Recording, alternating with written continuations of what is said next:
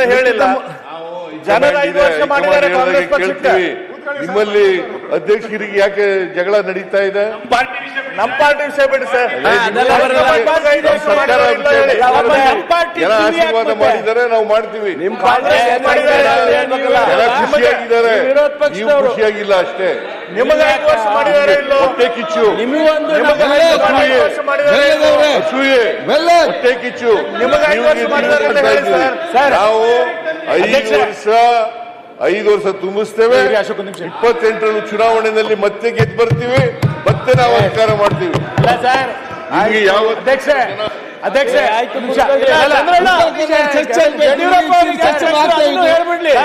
ಮುಖ್ಯಮಂತ್ರಿಗಳೇ, ಯಡಿಯೂರಪ್ಪ ಬ್ಯಾಂಕ್ವೆಟ್ ಹಾಲ್ ಅಲ್ಲಿ ಅಲ್ಲಿಂದ ಯಾಕೆ ಆಗಿಲ್ಲ, ನಮ್ಮ ಸರ್ಕಾರನೂ ಆಗಿಲ್ಲ. ರಾಮಕೃಷ್ಣ ಚಂದ್ರಬಾಬು ಮಾತ್ರ 2ನೇ ಸಾರಿ ಸರ್ಕಾರ ಬಂದಿದೆ ಹೊರತು ದೇವರಾಜ ಸಿದ್ದಾಗ ಬಂದ ಚರ್ಚೆ ದಯಮಾಡಿ ಕೇಳಿ.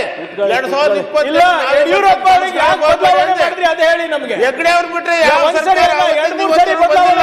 ಯಾಕೆ ಮಾಡಿದ್ರಿ? 3 ಸಾರಿ ಬದಲಾವಣೆ ಮಾಡಿದ್ರಿ ಯಡಿಯೂರಪ್ಪನವ್ರಿಗೆ ಯಾಕೆ? ನಮ್ ಜೊತೆ ಇದ್ದವರು ನೀವು ಅಲ್ಲಿ ಹೋಗಿದ್ದೀರಿ, ಈಗ ಅಲ್ಲಿ ಹೋಗಿ ಡಿಫೆಂಡ್ ಮಾಡ್ತಾ ಇದ್ದೀರಿ. ಮಾನ್ಯ ಅಧ್ಯಕ್ಷರೇ, ನಾನು ಬಹಳ ಸ್ಪಷ್ಟವಾಗಿ ಹೇಳ್ತೀನಿ, ನಮ್ಮಲ್ಲಿ ಹೈಕಮಾಂಡ್ ಇದೆ.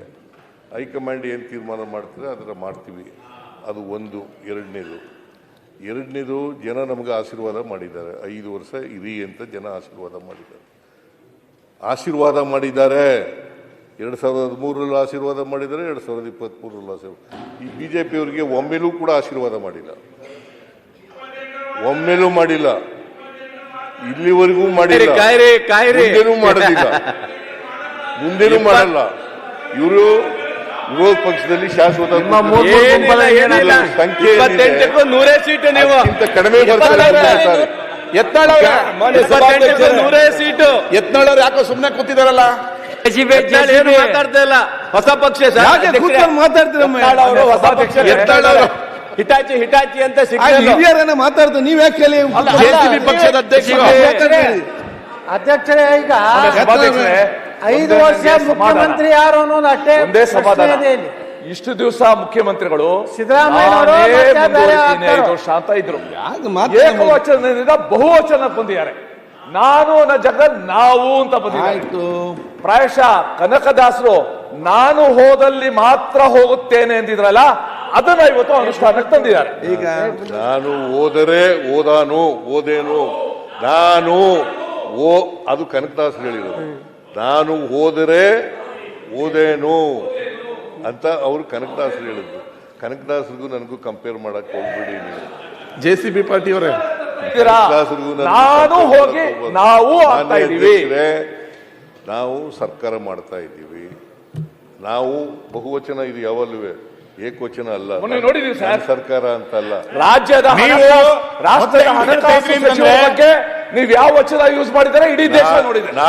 ನಾನೇ ಮುಖ್ಯಮಂತ್ರಿ, ಈಗಲೂ ಮುಖ್ಯಮಂತ್ರಿ. ಇಲ್ಲಿವರೆಗೆ ಹೈಕಮಾಂಡ್ ಇಲ್ಲೇ ಇರೋದು. 3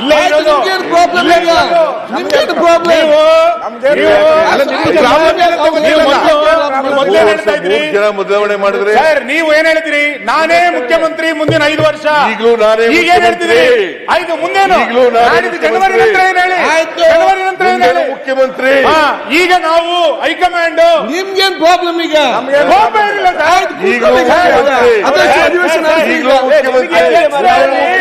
ಪಕ್ಷದ ನಾಯಕರ ಸ್ಥಾನಕ್ಕೆ ಇಲ್ಲಿ ಮುಂದೆ ಬರ್ಲಿಕ್ಕ ಅಧ್ಯಕ್ಷರೇ, ಇಲ್ಲಿ ಮಂಡಿಸಿ ನಮ್ಗೇನು